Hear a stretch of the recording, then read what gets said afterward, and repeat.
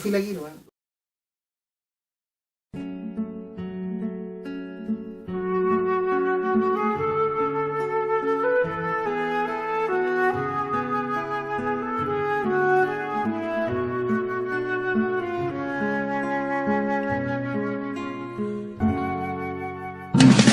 ¿Te sientes preparado para tu futuro? Preuniversitario ProOctava te ayuda a concretar tus metas. Lenguaje y comunicación, historia y ciencias sociales, matemática y ciencias. Tú haces tu horario, además, todos los días, de lunes a viernes, dispones de tus clases por televisión. Con nosotros no pierdes tiempo. Visítanos. San Martín 826, entre Colo Colo y Castellón, Concepción.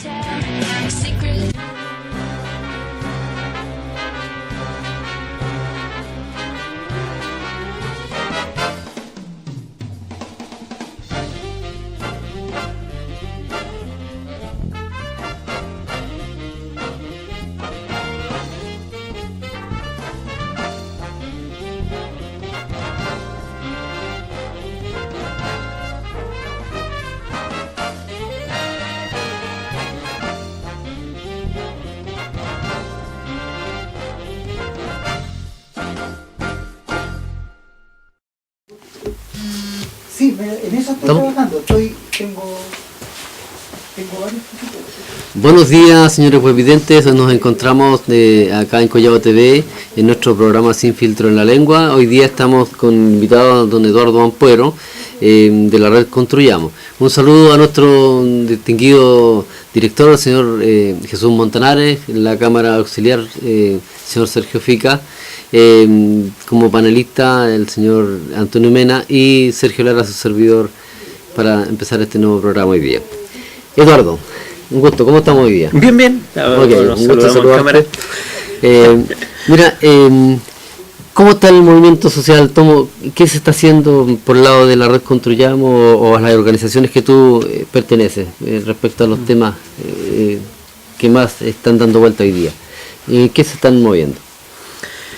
A lo mejor sea bueno hacer una miradita general a cómo los movimientos sociales, ¿no? Porque con la elección de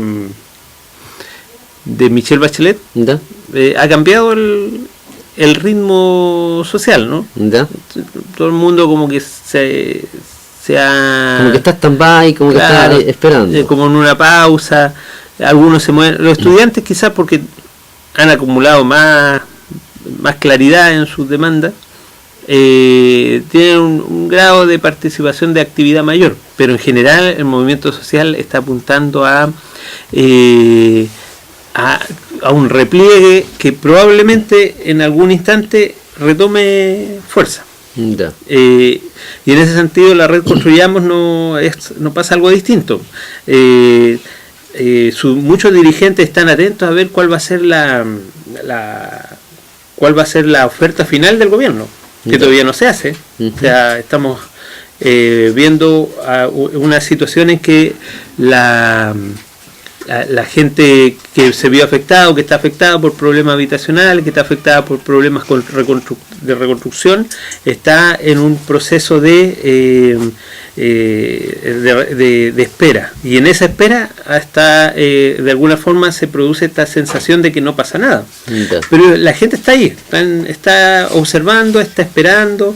Hay gente que tiene más fe, confianza, hay otros que no tienen esa misma confianza.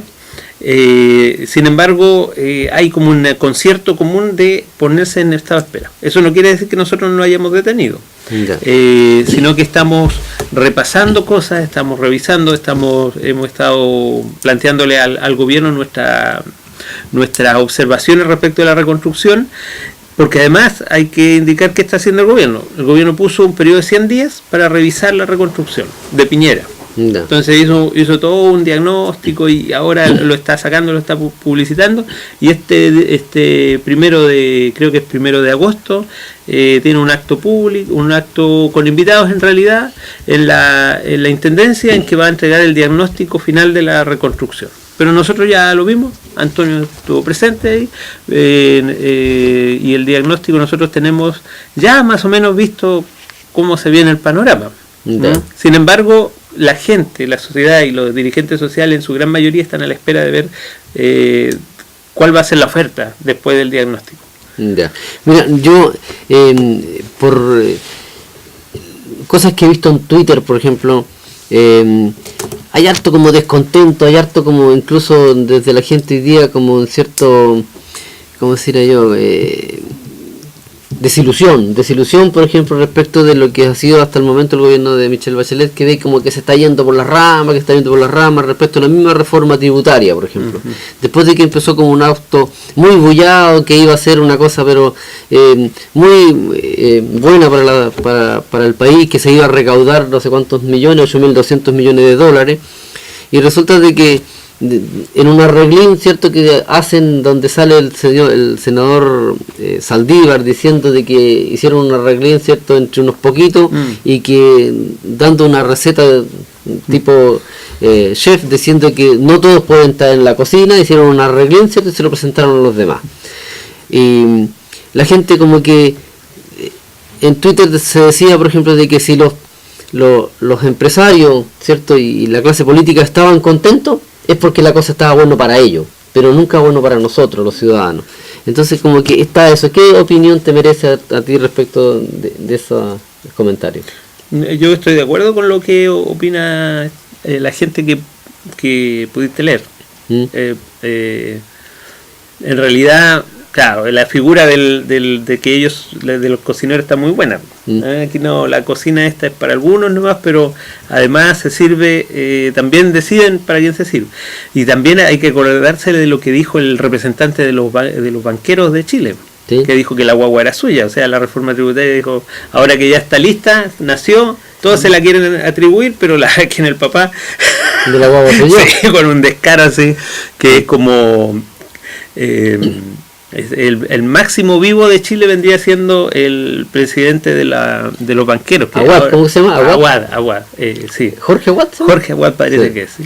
Es un compadre más feo que la cresta. Sí, pero, sí, imagínese cómo viene la reforma. Me imagino yo cómo saldría la guagua con un tamaño parásito. Claro, gente... o sea, así va a ser, yo creo. Y la verdad es que todo el juego, porque esto la gente tiene que entender, tiene que hacerse un examen de conciencia, yo creo, porque desde que llegó la democracia, digamos, democracia por llamarle como le dicen,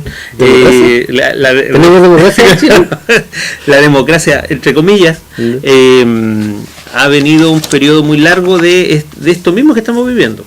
Entonces, cada gobierno dice, bueno, yo traigo aquí una solución, con mucho dolor por todo lo que se hizo antes. Antes era porque la dictadura, ¿no es cierto? Y venía todo el programa de la concertación, no se hizo nada con eso. Eso no fue. Al contrario, reafirmaron lo que antes era tan doloroso. Pero cada vez que venía un gobierno nuevo, venía con una maniobra como esta. Vamos a juntar a la sociedad, todos somos hermanos, amigos, aquí, ¿por qué nos vamos a pelear? Hagamos las cosas bien. Y una vez que se juntan los que tienen que juntarse nomás, los otros los bypasean. En la reconstrucción no está pasando eso ahora, o sea, todo el diagnóstico de la reconstrucción es sí, vengan, participen, pero en definitiva nunca se hicieron esas sesiones, conversaron con los que quisieron, redactaron lo que quisieron, dejaron muy mal el trabajo del gobierno de Sebastián Piñera, y con justa razón, por cierto, pero ahora se ve claramente que van a hacer lo mismo. O que lo van a mejorar, incluso lo van a pulir para que se afirme por mucho más tiempo. Eso con la reforma tributaria, con la reforma de la educación, sin duda, etcétera. Eduardo, respecto del informe de la señora Forte, la delegada nacional de la reconstrucción para la zona sur, ¿ya? En este informe se señalaba efectivamente, tal como tú lo señalas, dejan bastante mal al gobierno anterior, básicamente reconocen ahí o materializan en el informe aquello que Reconstruyamos venía denunciando hace bastante tiempo, pero parcialmente. Ahí fundamentalmente se reconocen dos aspectos. Se reconoce que se entregaron subsidios sin tener el debido financiamiento, eso para terminar el tema, el ciclo de la reconstrucción y terminar anunciando cifras fabulosas de logros alcanzados, 97%, 98%, que sabemos que son proyectos que no tienen ni financiamiento, ¿ya?, ni tienen un proyecto técnico de respaldo detrás. También se hace una mención respecto de la calidad de la construcción. la materialización de los proyectos. Pero hay dos cosas que en ese informe no se tocan. No se toca ahora la calidad del proyecto de arquitectura. O sea, ahí estamos hablando, por ejemplo, de casas de palafito, de 3 pisos, con escaleras con una alta pendiente, con espacios restringidos, que no consideran que nuestra población está envejeciendo, y vamos a ver qué va a pasar con esas familias cuando pasen a ser adultos mayores. Básicamente van a tener que esperar su última hora en el hall de entrada, porque si se mueren dentro de la casa, ¿cómo los sacan? ¿Ya? Ese es uno, ese es un punto. Pero el otro punto que yo noté que había una ausencia en el informe, ahí no se menciona las víctimas de las políticas de reconstrucción. Estamos hablando del fraude generado al interior del Estado. Tú hablaste de un maridaje entre las autoridades públicas y los empresarios. ¿Crees que puede haber una suerte de maridaje en la situación que se dio en la Villa Futuro y en la Aurora de Chile? Bueno, lamentablemente ahí está donde el juego de los malos. El juego de los malos es hacer la maldad, pero no dejar la huella dactilar. Eso va a ser siempre eso siempre la cuestión, o sea, tratar de hacer el crimen perfecto, pero sobre todo en estas cosas tan grandes que afectan a tanta gente es muy difícil no dejar huella. Entonces pudimos cierto hacer en este periodo con nuestra rupestre fórmula llegar a descubrir que hay maneras de pillarle la cola. No es fácil, pero en Villa Futuro todavía no se aclara o no se ve quiénes son los que se van a ver beneficiados como sociedad anónima o como RUT. Sin embargo, es muy obvio que lo que hizo Jacqueline Van Rieselberghe ahí fue una acción criminal para despoblar el terreno. Un terreno ¿cuál es el factor que cambia desde el terremoto o en estos tiempos? El hecho de que se eleva el valor. Y se eleva el valor no porque haya habido un terremoto, sino porque ahí se está construyendo una gran vía, hay grandes planes urbanísticos para aprovechar el río, hay toda una moda con los ríos, con las aguas, de transformarlos en lugares más valiosos, hay unos proyectos de desarrollo urbano que la sociedad, de los que no participa la sociedad, como ciudadanía, no tiene ni derecho a conocerlos, ni menos por tanto a decidir, y entonces uno deduce fácilmente que ahí está la mano de intereses particulares de especuladores inmobiliarios. En el caso de Aurora de Chile ha sido lo mismo, pero hemos tenido más suerte, porque ahí el señor Emilio Armstrong, que hoy día es consejero regional, que es un hombre que yo no sé, a lo mejor haya gente que lo conoce mejor, pero como personaje público, como político, en realidad yo no sé de dónde, cómo consigue los votos, porque yo no le veo ni un brillo a ese caballero. Pero es un hombre joven, pero nadie sabe cuál ha sido su participación en la sociedad. ¿Por qué? Porque él es un arquitecto que tiene una empresa que viene de una raíz de familia de empresarios y de gente ligada al mundo de la construcción urbana, y él dirigía un proyecto que se iba a instalar ahí en Aurora de Chile, justo donde viene el puente. Entonces de ahí sacamos nosotros las deducciones de que un puente que además no está respaldado por los mismos urbanistas, porque nadie puede defenderlo como una solución vial para liberar los cruces del río de los atochamientos que hoy día se vienen entre San Pedro, ¿no es cierto?, Ruta 160 y todo el nudo de Concepción, en los puentes que existen, Yacolén, Juan Pablo II. Entonces ese puente no cubre ese problema, no responde a eso. Un puente realmente habría sido efectivo si libera toda esta maquinaria, todos estos grandes camiones industriales. Eso, muy sencillo, dicho muy corto, es así. O sea, que venga cualquiera, ¿no? Incluso no se atrevió a decir nada en un foro en que estuvimos el señor, tipo que me pareció muy agradable, por cierto, nada en contra de él, sino que pero sí la posición que él tiene como coordinador de la reconstrucción del borde costero y uno de los que conocía la construcción de ese puente. Él me hizo una justificación personal. Él dijo: lo que pasa es que ese puente se hizo por si acaso, porque el terremoto, ¿no es cierto?, había que poner el puente Mecano por si se caía otro puente o se venía otro temblor más fuerte. Ya, eso puede tener sentido, pero no tiene sentido una gran obra de 35.000 millones de dólares, no sé cuánto es que estaba costando el puente bicentenario. Un puente bicentenario que ya han pasado años que no se puede construir porque venía haciéndose con mala intención, para pasar sobre la población, sin estudios ambientales, sin estudios sociales. Sin estudio de impacto vial, que es lo que justifica la construcción de un puente. Claro, y uno dice, ¿cómo el Estado admite que se desarrollen obras así si no ha generado los requisitos que el Estado mismo debe cumplir, las empresas deben cumplir Entonces ahí, bueno, obviamente tiene que ver con que está el nuevo mall junto al río, con que ahí viene todo un proyecto de desarrollo urbano que en definitiva es para otros, no para los que levantaron ese suelo que no existía antes, los pobladores de Aurora de Chile y todo ese sector. Esa es la cuestión, que en definitiva lo que hay es sin duda alguna un maridaje, un matrimonio medio espurio, muy espurio en realidad, entre los representantes políticos, desde los elegidos hasta los funcionarios, el más pequeño funcionario, el director de esto, el jefe del departamento X, que se mojan con dineros privados, que son familiares, que son parientes, como era Sergio Jara, que salió finalmente del Servio, ¿cierto? Que fue una lucha valiosa esa que se dio, y que Sergio Jara venía del mundo de la construcción como gerente, ¿no es cierto?, como constructor y gerente en una empresa, y constructora entra al Serviu como servidor público, y él no tiene ni un interés, y un hombre entregado a la sociedad, y al día que sale ya está ahora no me acuerdo el nombre, me voy a acordar de la empresa para hacerle propaganda, pero ahí está de nuevo como ejecutivo, como gerente. Es bien. Eduardo, una de las cuestiones que me llama la atención, bueno, yo creo que eso nos vamos a referir después. En el caso del puente bicentenario, Sergio, Eduardo, estamos hablando de un puente que lo que justifica la construcción de un puente es un estudio de impacto vial.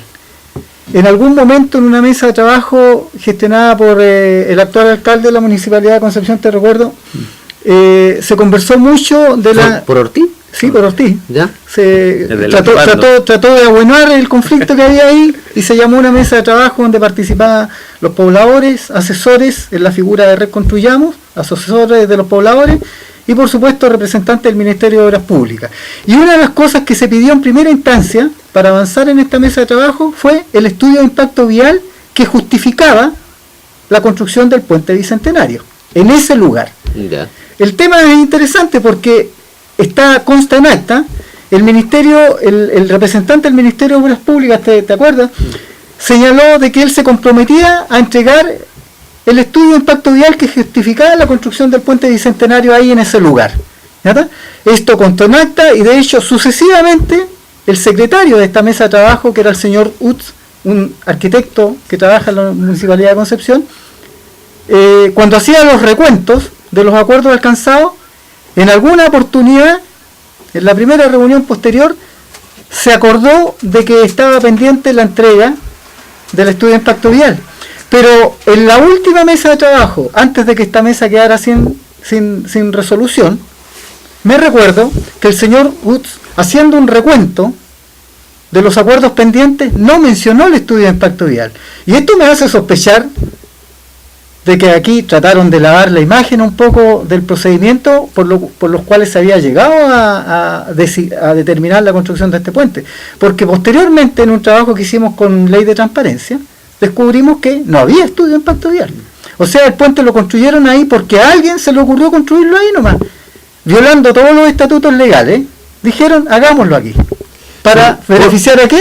Nadie lo sabe. Porque aquí vamos a construir tal cosa, vamos a traer tal mall, vamos a traer tal cosas comerciales, de tal forma para preparar que el negocio realmente funcionara. Así están funcionando las cosas en Chile. Ya, pero lo que me interesa ahora, porque el tema del puente da para largo y da para efectivamente, con nombre y apellido, citar a un montón de gente que ya sabemos que está involucrada.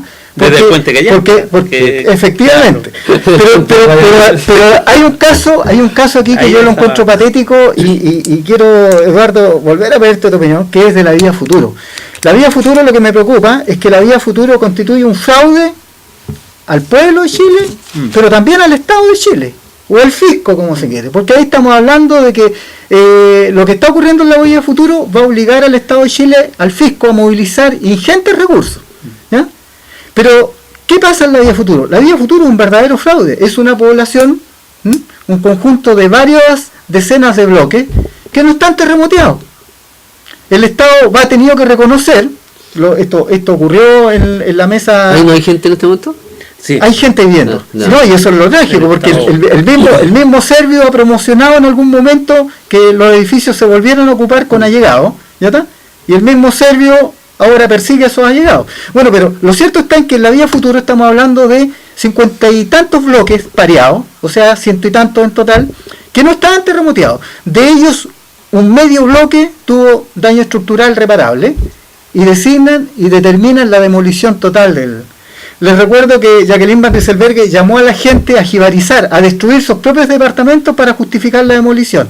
Eso está aceptado. O sea, estamos hablando de un fraude al fisco, pero también de un fraude a los pobladores, prometiéndoles algo que nunca iban a alcanzar. Y que en los hechos, los que han ido recuperando departamentos con los nuevos subsidios están descubriendo de que han vuelto a foja cero, o sea, le han entregado un departamento de la misma calidad que el que tuvieron años atrás, que les generó tantos problemas.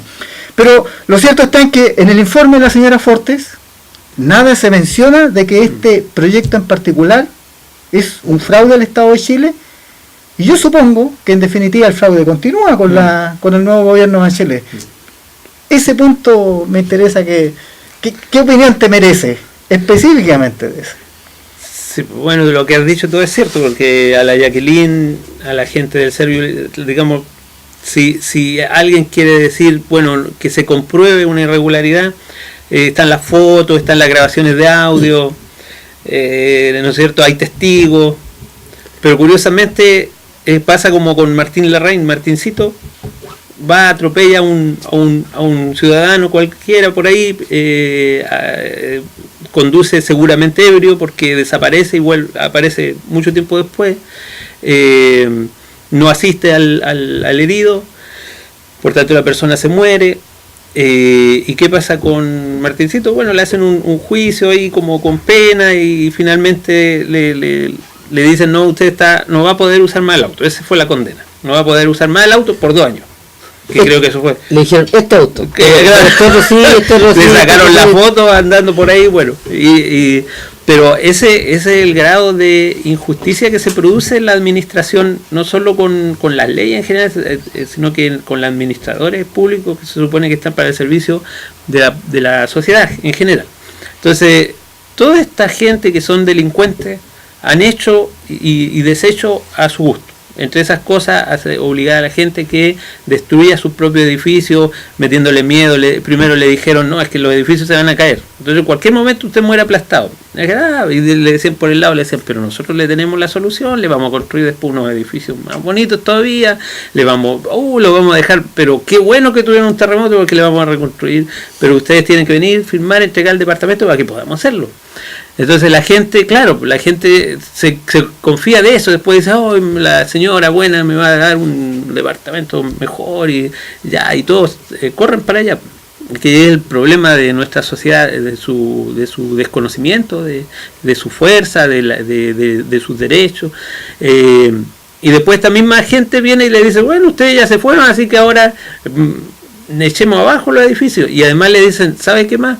Para que ande más rápido la cosa, y además para que usted aproveche mejor las ganancias que va a tener de este terremoto, llévese las puertas, llévese las cañerías, llévese la taza del baño. Entonces la gente fue haciendo pedazos su edificio, y mucha gente no les creyó, que fue lo que detuvo finalmente son pocos los que han resistido, pero mucha gente no les creyó en ese momento, y el hecho de que una parte de la población no se fuera les impidió desocupar los edificios, porque como son estos, se me olvidan los nombres de las cosas, pero tienen, ¿no es cierto?, esta condición, son propietarios, copropietarios.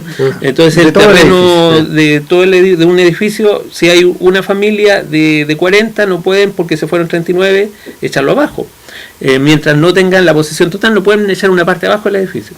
Y eso detuvo la destrucción de los edificios en una parte. Pero la verdad es que eso todo indica, al no haber un estudio que demuestre que hay inhabitabilidad por causa del terremoto, que no había subducción y todo ese problema, que el suelo se está hundiendo, según lo que dijo Serna Geomín en los primeros días después del terremoto. No hubo ninguno de los estudios que haya sido validado del mismo Servio ni de particulares. Entonces eso quiere decir que nunca hubo tal. y la gente fue literalmente engañada. Entonces se le cometió este fraude a la gente. Pero además al Estado, quien destruye los intereses, quien arruina el buen nombre del servicio público, y quien utiliza las leyes o utiliza sus ventajas, digamos, su puesto de poder para pasar por sobre la población, está destruyendo todo el bienestar que se supone que tiene que generar una sociedad organizada, un Estado. Y ahí estamos. Resulta que ahora viene el estudio de esta investigación, diagnóstico que ha hecho el gobierno, y nosotros vamos mirando y dice, pucha, esta pobre gente damnificada por el terremoto, si no es damnificada, necesita solución habitacional, pero si los edificios, la gente todavía vive incluso en su departamento, entonces hay una incoherencia de decir, bueno, el otro lo hizo mal, yo lo voy a hacer bien, pero yo voy a hacer lo mismo que el otro. Claro. O sea, el fraude continúa en la vida futura. El mismo fraude, y eso probablemente porque, por ejemplo, Copasa, en el caso del puente, o en el caso del estadio, ¿por qué el Estado toma a Copasa para construir como empresa? La empresa española es una empresa que construye en todas partes del mundo, en Dubái, en lugares pero fabulosos, porque esa empresa tiene vínculos con la corriente política que está de turno. ¿Y por qué los que llegan ahora lo quieren sacar?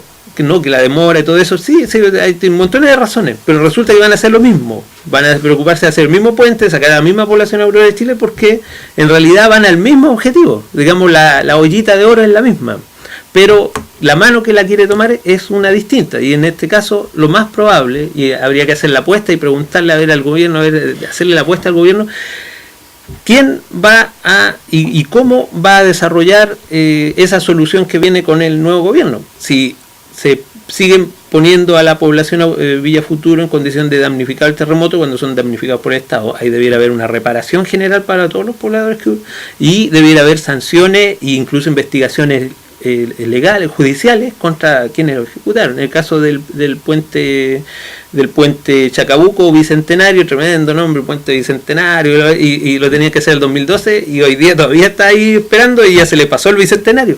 Bueno, esa irregularidad probablemente se va a completar. No es que se vaya a desarmar, no sé, quizás no, pero el propósito que tiene que quedar claro es que hay un interés que no es servir a la gente, que la gente transite mejor de San Pedro a Concepción, sino que el interés es hacer de ese nudo que se produce ahí comercial nuevo que viene pujante, donde está el mall, donde está, ¿no es cierto?, la intendencia, este barrio cívico, transformarlo en un tremendo negocio de privado. Ese es el propósito. Entonces viene otro privado, son la misma familia, pero se pelean en la casa. Esa es la cosa. Eduardo, en el mismo ámbito del informe, otro tema que llamó la atención es el tema de los catastros. En los catastros, en el informe, se reconoce también aquello que Red Construyamos venía denunciando majaderamente porque lo repetía cada vez que podía, pero nadie lo escuchaba.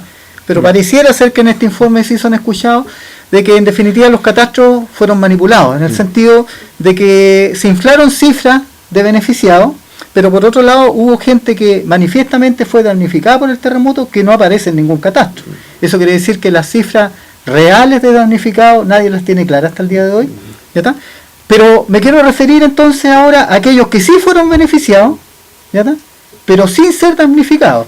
Existen poblaciones como en Bello Horizonte o Villa Horizonte, frente que fue construido en Dichato, frente al campamento que era el más grande, que fue la aldea más grande de las que acogieron a damnificados en Chile. Y en la Villa Horizonte, en Dichato, una denuncia que nos hizo la señora María Garriga, a quien le mandamos un saludo, y de la cual nuestro señor director tiene muy buenos recuerdos, nos denunciaba prontamente en la primavera de este año recién pasado, a un año de haberse entregado a la Villa Horizonte, que había un sinnúmero de casas que no estaban siendo ocupadas, ¿ya?, que después de casi un año seguían sin ser ocupadas, y que finalmente, ¿ya?, en este verano todas fueron, algunas de ellas ampliadas y arrendadas como cabañas. Pero eso no ocurre solamente en Villa Horizonte. Ocurre, por ejemplo, tenemos la denuncia de que en Penco, habiendo dos poblaciones mixtas que atendían a gente de campamentos tradicionales, que entre paréntesis el gobierno lo hizo pasar como proyecto de reconstrucción, pero que eran proyectos de 8 o 10 años de antigüedad, en que se acogió gente damnificada por el terremoto. Tenemos de que específicamente de la gente damnificada por los terremotos en estas dos poblaciones que existen en Penco, existe un buen número de casas que hasta el día de hoy no están siendo ocupadas, porque en definitiva se le asignaron a gente que no era terremoteada. Curiosamente, en uno de los conjuntos habitacionales, un buen número de estas casas que no están siendo ocupadas corresponden a, entre comillas, damnificados, funcionarios municipales, que además eran funcionarios municipales de la propia EGI encargada de gestionar el proyecto. Y bueno, suma y sigue, porque esta realidad la estamos viendo en numerosos de los proyectos que se entregaron.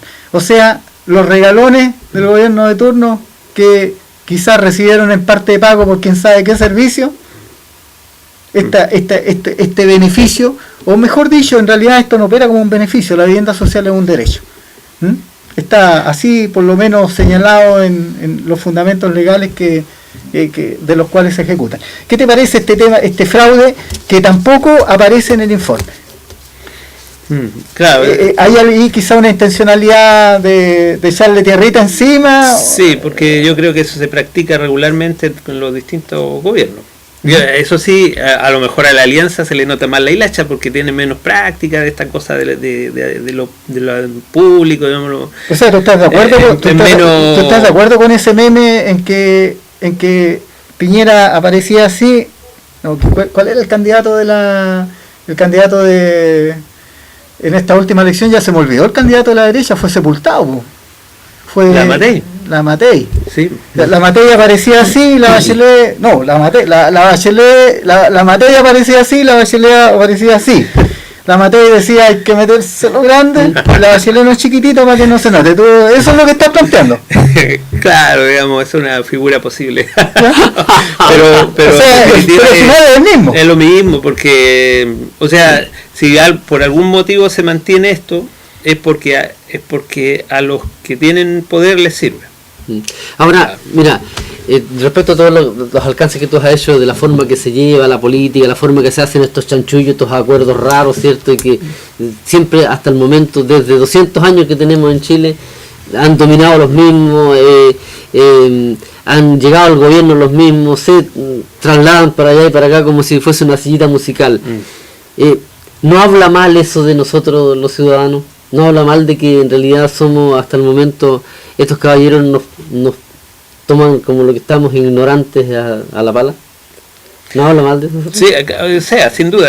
Ahora yo creo que también se debe a que hay que hay muchas determinantes para que eso ocurra de esa forma. Yo creo que poca gente asume esta responsabilidad, porque en realidad uno ayer iba a una reunión anoche y era una reunión tarde y yo decía, pucha, esta hora que uno a lo mejor se queda en la casa o va a dar una vuelta al centro, pasé por el centro y todo el mundo se estaba replegando, era viernes, así que se estaban replegando, preparándose para lanzarse la jauría nocturna. Entonces uno dice, pucha, y a lo mejor por último uno se va a dar un paseíto, se va a un local y se sirve un traguito por ahí con la compañera, con el amigo, y en vez de eso va a una reunión. Entonces uno dice, o va a un programa de televisión. No sé, pero el asunto es que de por medio esto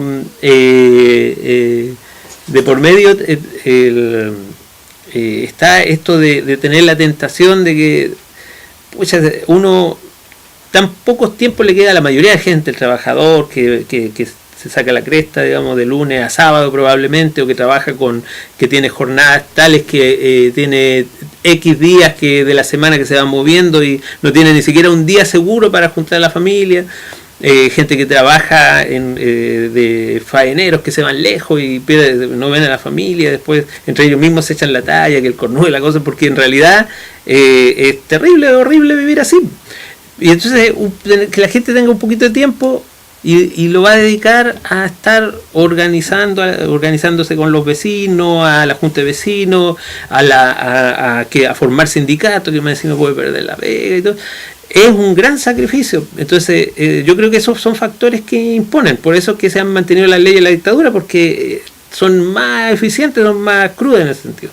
Entonces yo creo que es así, que hay un problema de conquista de los derechos que va a significar mucho esfuerzo y más sacrificio, pero que también es muy bonito de hacer. O sea, que un ciudadano que le respeto mucho, le admiro, que se haya lanzado, digamos, a una impronta, digamos, hay un enfrentamiento político, a asumir que hay que decir algo, que hay que salir. Eso es necesario, y eso la mayoría de la gente no lo hace porque tiene este temor.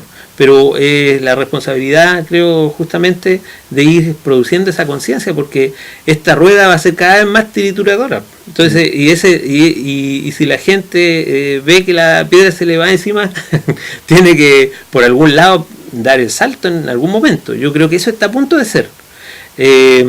Ahora, eso sí, esa conquista de los derechos va a ser de Saldívar, eso sí. Claro, sin duda. O sea, ahí tenemos a un equipo al contrario que tiene todos los recursos. Será chiquitito Saldívar, pero el poder que tiene son los grandes intereses económicos que hay detrás. Entonces, lo que hay que hacer es hacerle entender que la gente es mucho más numerosa, mucho más capaz, son los que producen todo lo que se consume en este país. Entonces, la lógica es que si uno suma y resta, ganamos. Pero hay que hacer todo ese esfuerzo, convencer a la gente. Respecto a eso, mira, lo que está sucediendo, tú me dices de que ya, ¿nos vamos a los comerciales? Después te hago la pregunta, ¿no? Ya, pues, perfecto.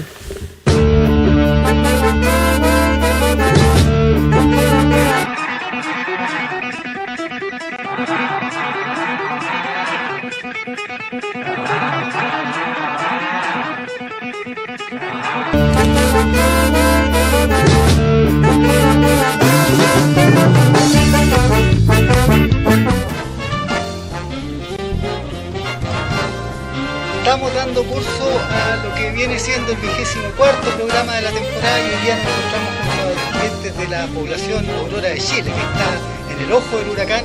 Mi nombre es Rebeco de la Jara, soy escritor, poeta.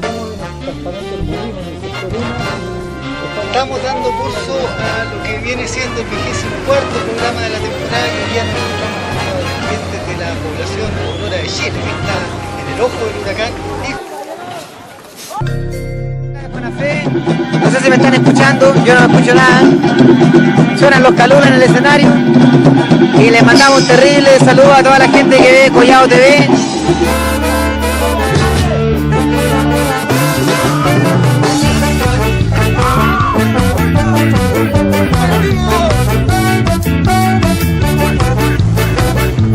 Hola, ¿cómo están todos ustedes? Mi nombre es Rebeco de la Jara, soy escritor, poeta.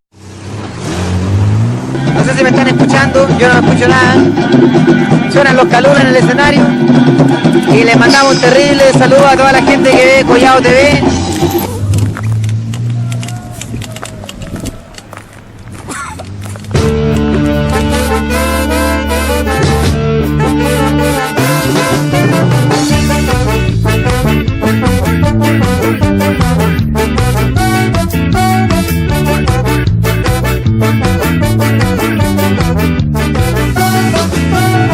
Salgo de casa junto a mis amigos.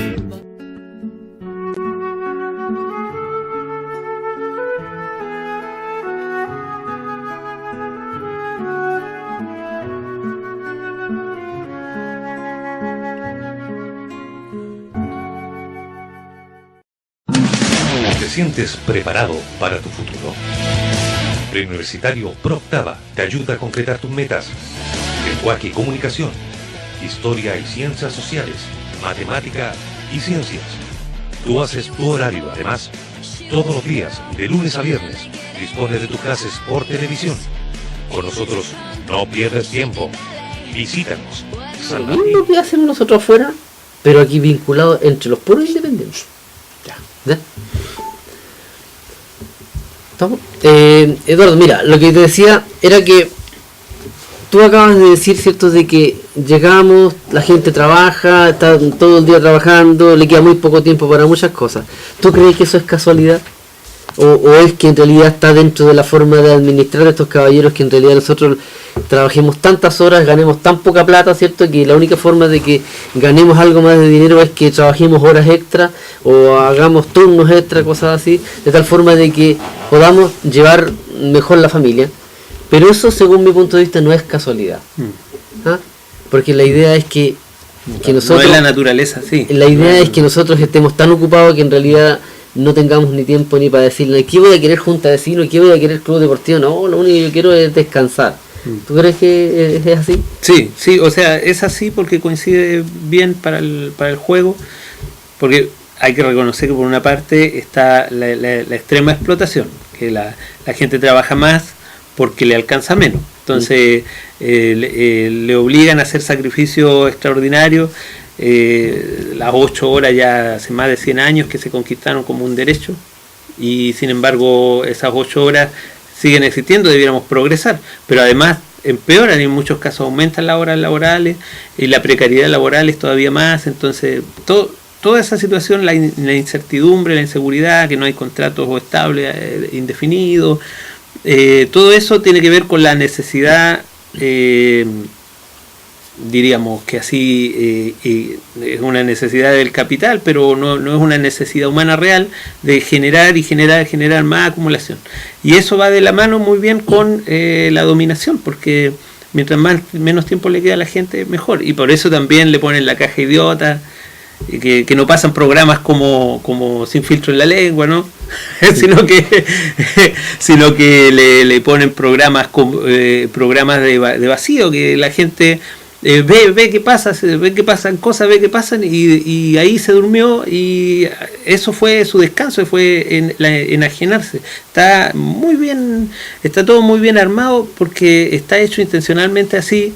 Yo estoy muy de acuerdo con eso, sí. Además, sin educación cívica y además siendo el único país que ha pasado por un régimen militar y que sigue conservando la misma constitución con el beneplácito de los partidos civiles, claro. Pero entre paréntesis, esa es la versión negativa de por qué ocurren estas cosas, porque existe una versión positiva y que dice relación con la calidad de ser el país del Edén, Chile, ¿ya? Que en definitiva esto tiene que ser así para que nos aproximemos lo más posible al paraíso. Tenemos un paisaje espectacular, andamos casi desnudos, ¿ya? No necesitamos grandes alimentos, ni salud, ni educación, porque estamos en el paraíso. Sí, pero según el Lavín, una familia podía vivir con 2 lucas, ¿eh? Con 2 lucas. Sí. Bueno, según Lavín. Y yo, la verdad, las cosas que yo no sé cómo lo hará el señor Lavín, pero yo debería creerle, porque resulta que se supone que el hombre tiene harto estudio, el hombre fue alcalde, fue candidato presidencial, así que algún asidero me gustaría, señor Lavín, que me enviara por algún correíto la receta, cómo se hace para ir con 2 lucas, porque para mí no me alcanza ni para comprar el pan. Mira, yo creo que es cuestión de cómo tú lo mires, porque la otra vez fui a una comida con uno... En la legua, con 2 lucas diarias. Fue una comida con yo creo que no hablar de las 2 lucas diarias que es como... priorizar el tema de hablemos del sueldo mínimo. En el sueldo mínimo, pero que algunos dicen que no alcanza, ¿ya? La otra vez fue una comida con un empresario y realmente alcanza, porque básicamente con las 130 lucas más o menos pudimos comer todo esa noche. Así que según ellos el sueldo mínimo se alcanza para comer. Bueno, pero vamos al tema. El tema que me interesa. Es cierto que no tenemos educación cívica, es cierto que no hay conciencia de clase, y en definitiva, como dice el viejo dicho, nos están ahorcando de a uno por uno, ¿ya? En nuestra individualidad. Pero ¿qué te parece la verdadera, porque no puede ser llamado de otra cosa, la tradición de la CUT? La CUT, que en definitiva hoy día más claramente que nunca no representa a los trabajadores. Si representa a alguien es a los partidos de la Alianza Concertada, no importa con qué matiz. Pero la verdad de las cosas es que hoy día la CUT no representa a los trabajadores. La CUT, que en el gobierno pasado alegaba de que el sueldo mínimo, siendo indigno, lo mínimo tenía que ser 250 lucas, hoy día celebra 125. No, 225. 225. Bueno, en el gobierno pasado eran 250 el piso.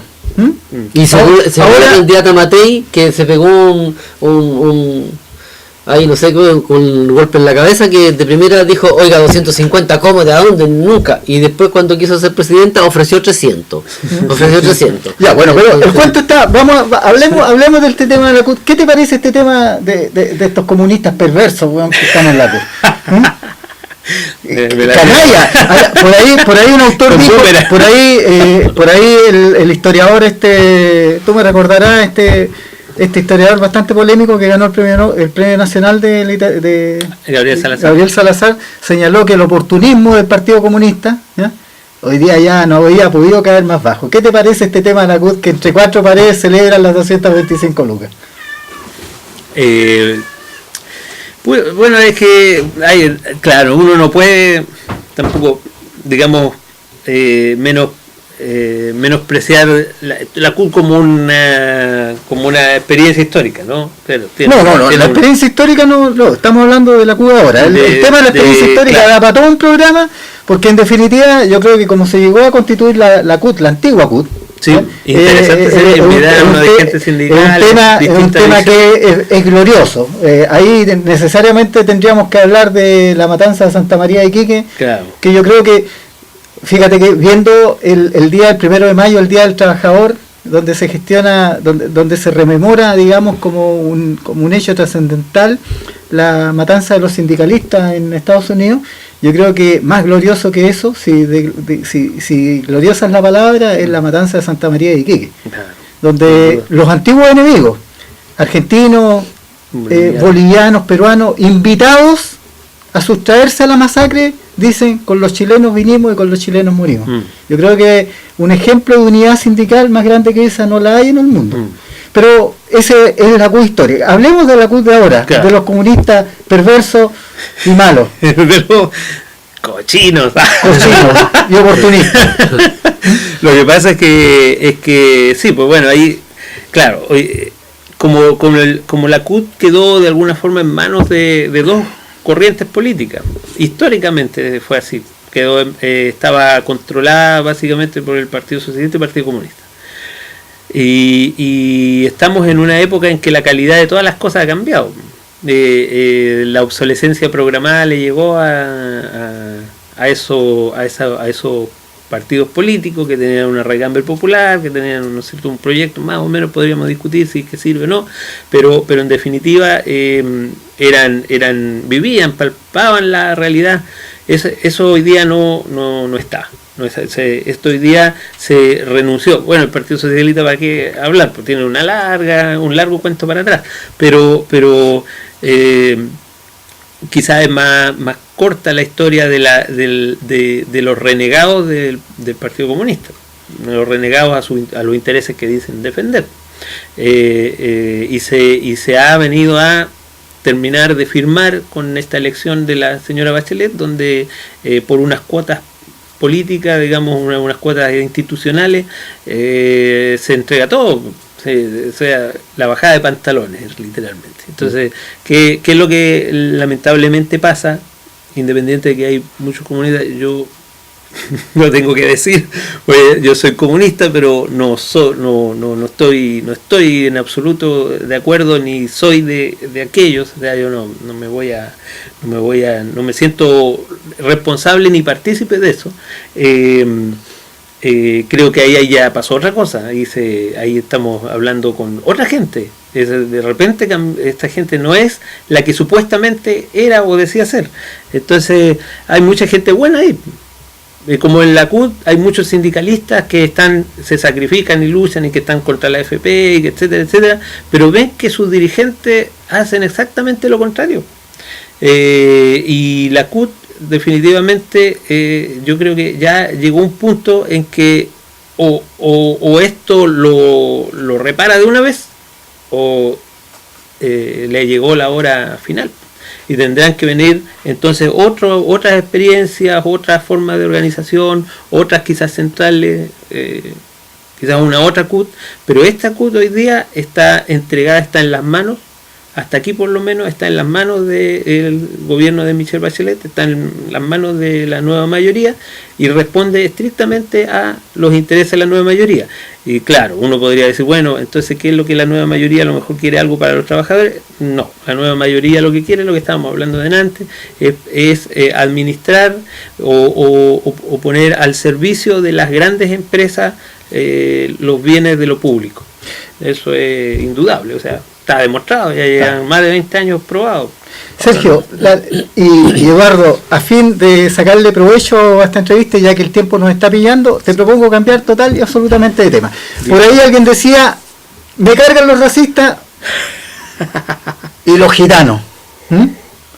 Y el tema que te quiero proponer para terminar esto, ¿qué te parece el genocidio del pueblo palestino a manos del pueblo judío en Gaza? Yo creo que...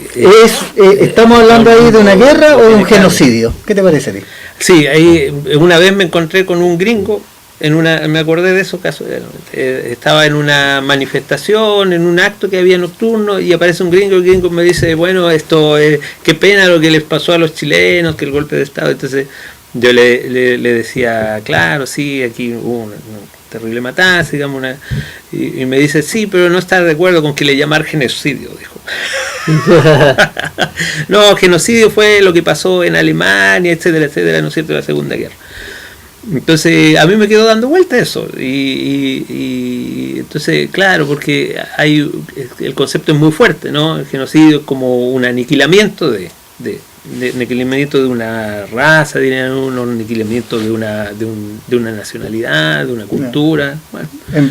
Basado en un proyecto y sistemático y sostenido. Claro, exactamente. Y ahí está la cuestión, que no es que tenemos porque si es por genocidio, los estadounidenses son los genocidas, si es por el acto más violento, los estadounidenses. Ellos lanzaron la bomba atómica, mataron a millones de personas, porque no solo el bombazo inmediato que destruyó 2 ciudades, sino que además generaciones y generaciones de gente enferma que se moría de cáncer, etcétera.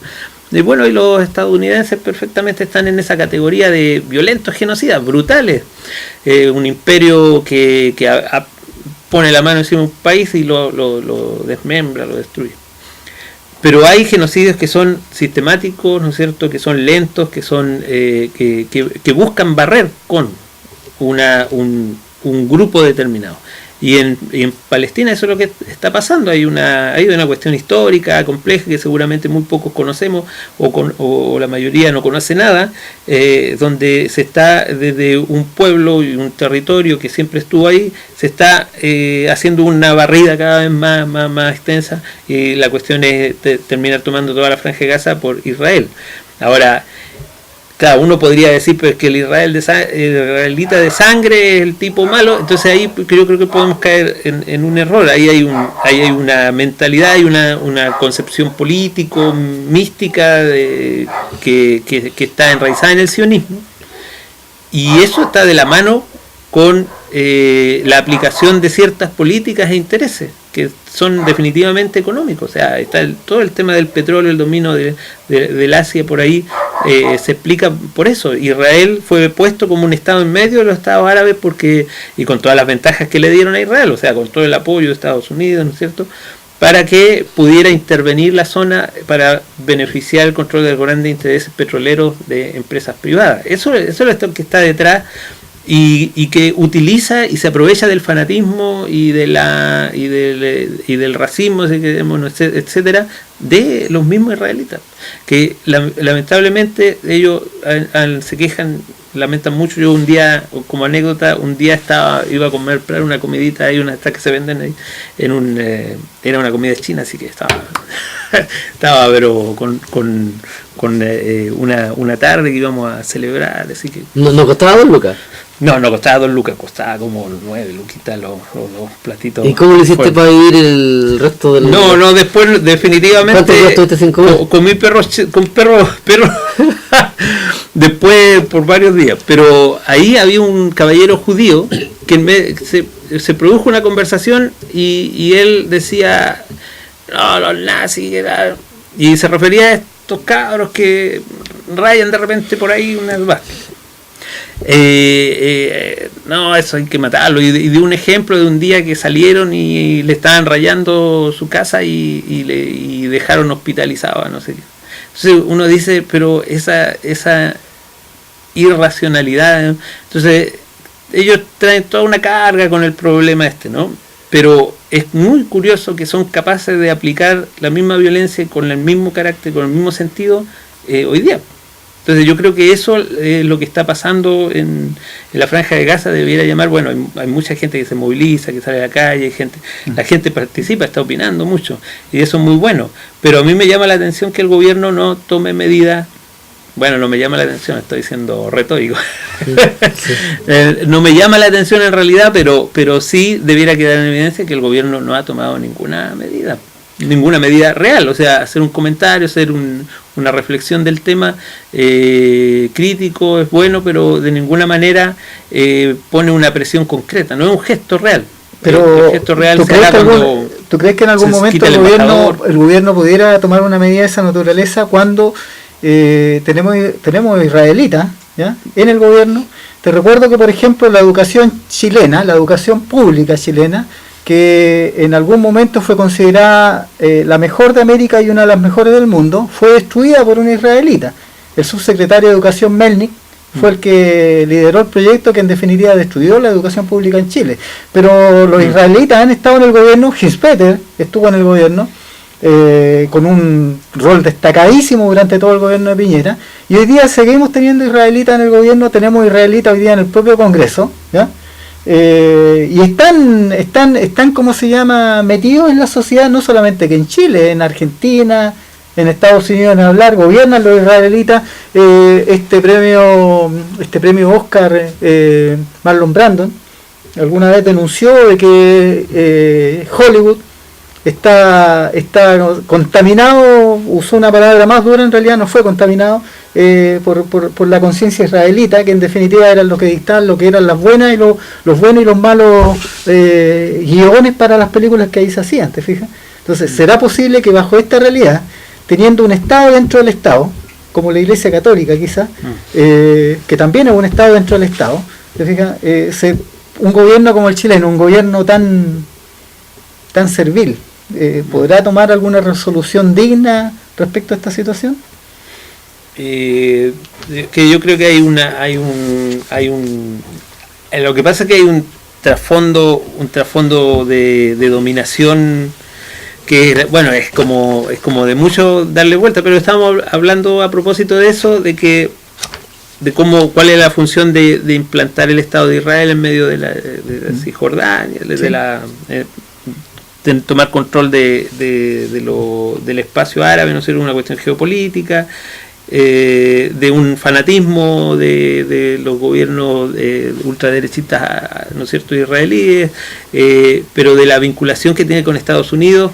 Es toda una alianza imperialista, una alianza imperial al estilo de los antiguos reinos que salían, se tomaban control, como el Imperio Romano, y estos además tienen sus operadores y sus agentes que funcionan dentro, ¿no es cierto?, que controlan todo, y en Chile ellos tienen también sus agentes, así como el director, el dueño del Mercurio, que siempre fue un agente dentro del Estado, dentro de Chile, y que cumplía una función de activarse cuando era necesario establecer el control sobre una sociedad que se le escapa de las manos. Eso hoy día está, yo creo que sigue siendo el mismo imperio que manda ¿no es cierto?, sus elementos, sus agentes, y que están metidos por todas partes, en todos los niveles, tienen por supuesto intereses en común, que en definitiva son la acumulación de la riqueza y el control general de la sociedad. Yo creo que eso es así. El eje del mal está metido entonces en nuestra sociedad. Bueno, Eduardo, se nos está acabando el tiempo, así que vamos a dar paso a nuestro minuto feliz. Sergio Lara, abre los fuegos. Bueno, amigos, yo hoy día me gustaría hacerle pensar un poco. Hoy día, hace pocos días atrás, escuchamos en Talcahuano, efectivamente en La Salina, la muerte de un niñito que hace poquitos días, llamado Matías. Un saludo para su familia y para su nana. Motivo, no sé cuáles fueron, pero lo que me pregunto y me gustaría que nos preguntásemos es ¿qué estamos haciendo? ¿qué estamos nosotros con este modelo económico, sociopolítico que tenemos? ¿Qué estamos creando? ¿Qué estamos generando? Hoy día la forma de administrar Chile está enraizando y está ya enquistando ciertos resentimientos a todo nivel. Esa sería una reflexión que me gustaría que nuestros políticos se pusiesen algún día a pensar, que no solamente obedezcan a los intereses económicos y que se den cuenta que en realidad la política es mucho más que eso. La política, según mi punto de vista, es hacer las cosas que son necesarias para que un país en general viva mejor, no para que vivan unos poquitos. Por mi parte, muchas gracias por hoy día. Ya está. Eduardo, tu minuto, feliz. Creo que, bueno, el mismo, a propósito del mismo tema, ¿no? Yo creo que sería muy importante que nosotros como sociedad, en los momentos tan duros que está viviendo el pueblo palestino realmente, que es el que está siendo atacado, que responde para defenderse, en este momento la cantidad de muertos y de niños sobre todo, yo creo que llama no solo a una reflexión, yo creo que no solo a una pasividad, no es un pacifismo pasivo, sino que tiene que ser a una demanda de paz y a una demanda además de un esfuerzo común de la comunidad internacional, de los pueblos, para que termine de una vez por todas el genocidio en Palestina, y para que además tomemos conciencia que lo que hay detrás de eso no es simplemente un fanatismo o un problema entre dos pueblos, sino que hay una intervención, hay un intervencionismo interesado de grandes capitales, de grandes empresarios que manipulan y que tienen a su servicio a los estados, en este caso el Estado norteamericano y el Estado israelí. Entonces es una invitación a que tomemos todas las acciones que sean útiles, desde escribir un Twitter perfecto hasta salir a la calle a demandar, ir a exigirle al gobierno que retire al embajador. Yo creo que esas son cuestiones que hoy día son urgentes. Ya tapa. Muy bien, Eduardo. Bueno, fundamentalmente quiero retomar esa buena alianza, amistad diría, con Periódico Resumen. Quiero señalar de que ya está a la venta el último número del Periódico Resumen, que trae artículos bien interesantes. Uno que es la negativa de Hidroicén con el movimiento social irrumpe en la agenda energética. Ese es el artículo principal. Y respecto a esto quiero señalar de que hoy día, después del triunfo de que el Consejo de Ministros, presionado por la ciudadanía, rechazara este proyecto nefasto de Hidroicén, hoy día aparece un signo negativo que viene por parte de la Contraloría, en que señala los derechos que tiene Hidroicén, que se le da a tramitar la concesión de agua. Porque detrás del proyecto de Hidroicén en realidad lo que está en juego es el dominio de las aguas dulces acá en Chile. Les recuerdo que Chile tiene el segundo recurso mundial de aguas dulces, ¿ya? Y que en definitiva esto puede quedar en manos de estos saqueadores. Pero bueno, esto es un tema que está por verse, que es el tema de si en definitiva Hidroicén se queda o no se queda con las aguas del sur de Chile. Otro artículo dice: desaforado Rosauro Martínez, la justicia asoma, ¿ya? Este es un tema que va a dar que hablar bastante. Está el artículo análisis de los últimos 4 años, alarmantes cifras de empleo en el Biobío, previsión, educación y salud, trabajadores responden ante reformas impuestas por el gobierno. Pero en general quiero señalar de que en la página posterior del resumen aparece una suerte de infografía explicativa muy interesante respecto del trabajo, la previsión, la salud y la educación, donde se señala cómo se distribuye la riqueza, quiénes son los beneficiados y quiénes en definitiva son los que pagan los costos de estos diferentes ítems en nuestra sociedad. Está claro que hoy día en Chile la educación no es un derecho, que la salud no es un derecho, que la previsión es un beneficio exclusivo para los grandes empresarios, porque en realidad con la cantidad ingente de recursos nadie sabe, todos sabemos en definitiva a los bolsillos de quién va a parar. Todos sabemos que en definitiva más del 80% de todas las de todas las jubilaciones que hoy día se han otorgado con este sistema maravilloso de la AFP aquí en Chile, no superan el 25%. No superan jubilaciones de 145 lucas, según un informe. Llegan al 25% de lo que tú hayas ganado. Entonces, si ganaste 800, en definitiva, ahí estamos hablando claramente de un saqueo de los recursos de los trabajadores, pero no solamente de los recursos, sino que del futuro y de la vida de nuestro pueblo. Bueno, estimado amigo, nos despedimos. Quiero recordar también que hoy día a las 6 de la tarde en Barrio Norte está en la sede de la Pedro Aguirre Cerda el soliloquio de un hombre casi cuerdo, que esto a las 6 de la tarde va a haber una candolita, una sopaipilla, y se va a vender al módico precio de una luquita este nuevo libro que ha sacado nuestro buen amigo Juan Policia. Difiero, eso sí, del título, eso es algo que va a generar polémica, lo podemos conversar con Policia aquí en este espacio. Casi cuerdo, ¿de dónde sacó eso? Si todos sabemos que está total y absolutamente loco. Buenas tardes, nuestro director Jesús Montanar en la cámara principal, Sergio Fica, Sergio Lara, nuestro panelista, y Eduardo, ha sido un gusto tenerte aquí. Muchas gracias. Eduardo, este fue el muchas gracias. Yo conozco este país. Entre Colo-Colo y Castellón, Concepción.